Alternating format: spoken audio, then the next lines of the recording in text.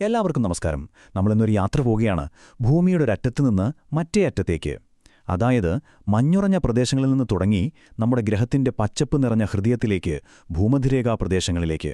അപ്പോൾ ആ ലോകത്തിന്റെ രഹസ്യങ്ങൾ ഒന്നിച്ചൊന്ന് ചുരുളഴിച്ചാലോ? ഒന്നാലോചിച്ചു നോക്കൂ. നമ്മൾ ജീവിക്കുന്ന ഈ ഒരേ ഭൂമിയിൽ തന്നെ തീയും മഞ്ഞും പോലെ രണ്ട് വ്യത്യസ്ത ലോകങ്ങളുണ്ട്.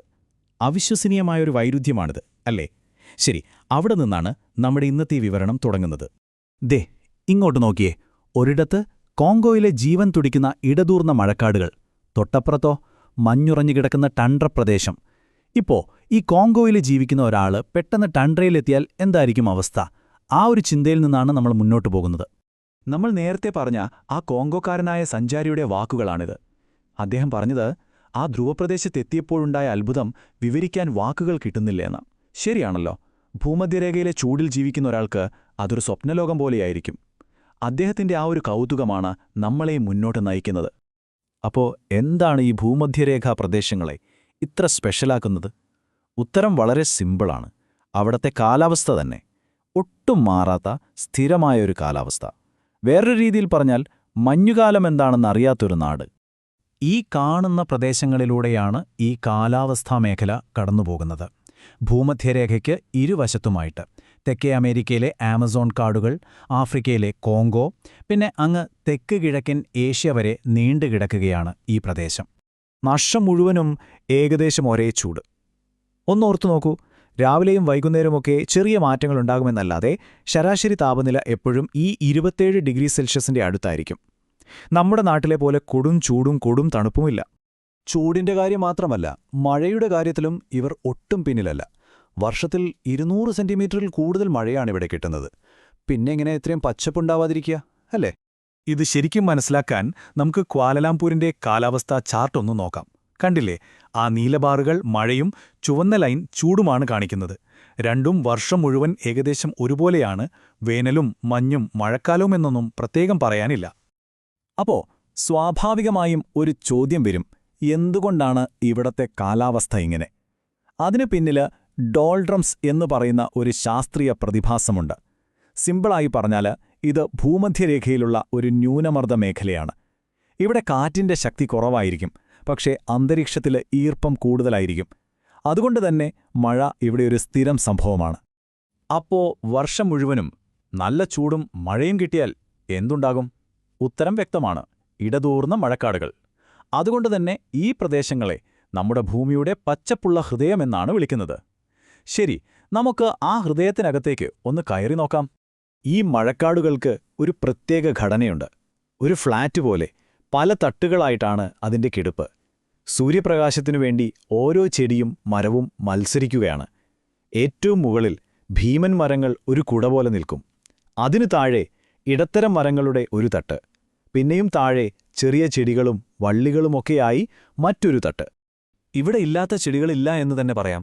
എബണി, മഹാഗണി, റോസ്വുഡ് പോലുള്ള വിലപിടിപ്പുള്ള മരങ്ങൾ, പിന്നെ മരങ്ങളെ ചുറ്റിപ്പടർന്നു കയറുന്ന ഭീമൻ വള്ളികൾ, ഭംഗിയുള്ള ഓർക്കിഡുകൾ, പലതരം പുല്ലുകൾ. ശരിക്കും ഒരു സസ്യലോകം തന്നെയാണിത്. ഇത്രയധികം ചെടികളും മരങ്ങളും ഉണ്ടെങ്കിൽ സ്വാഭാവികമായും അവിടെ താമസിക്കാൻ ധാരാളം ജീവികളും ഉണ്ടാകുമല്ലോ. അതെ, ഇനി നമ്മൾ കാണാൻ പോകുന്നത് മരങ്ങളെ വീടാക്കിയ ആ ജീവികളുടെ ലോകമാണ്. ഈ ജീവികളെ വിശേഷിപ്പിക്കാൻ ഉപയോഗിക്കുന്ന ഒരു വാക്കാണ് അർബോറിയൽ. സിമ്പിളായി പറഞ്ഞാൽ ജീവിതകാലം മുഴുവൻ മരത്തിൽ തന്നെ കഴിച്ചുകൂട്ടുന്ന ജീവികൾ. മഴക്കാടുകളിലെ മൃഗങ്ങളെപ്പറ്റി പറയുമ്പോൾ ഈ വാക്ക് വളരെ പ്രധാനപ്പെട്ടതാണ്.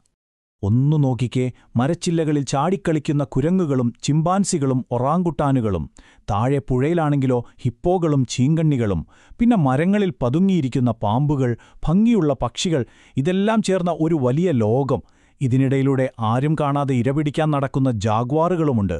ഇതൊരു കംപ്ലീറ്റ് ഇക്കോസിസ്റ്റമാണ്. ശരി, നമ്മൾ ചെടികളെയും മൃഗങ്ങളെയും കണ്ടു.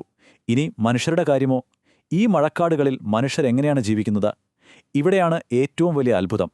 കാരണം ഒരേ കാലാവസ്ഥയിൽ പുരാതന ഗോത്രവർഗ്ഗക്കാരും കൂറ്റൻ നഗരങ്ങളും ഒരുമിച്ച് നിലനിൽക്കുന്നു. ഈ രണ്ട് ചിത്രങ്ങൾ നോക്കൂ. എന്തൊരു വ്യത്യാസമാണല്ലേ? ഒരിടത്ത് കോങ്കോയിലെ പിഗ്മി ഗോത്രക്കാർ ഇലകൾ കൊണ്ട് കെട്ടിയുണ്ടാക്കിയ കുടിലിൽ ജീവിക്കുന്നു. തൊട്ടപ്പുറത്ത് അതേ കാലാവസ്ഥയുള്ള സിംഗപ്പൂരിലെ കൂറ്റൻ കെട്ടിടങ്ങൾ. മനുഷ്യനെങ്ങനെ സാഹചര്യങ്ങളുമായി പൊരുത്തപ്പെടുന്നു എന്നതിൻ്റെ രണ്ടുദാഹരണങ്ങളാണത്. അപ്പോൾ ഈ ജീവിതങ്ങൾ തമ്മിലുള്ള വ്യത്യാസം എന്താണ്?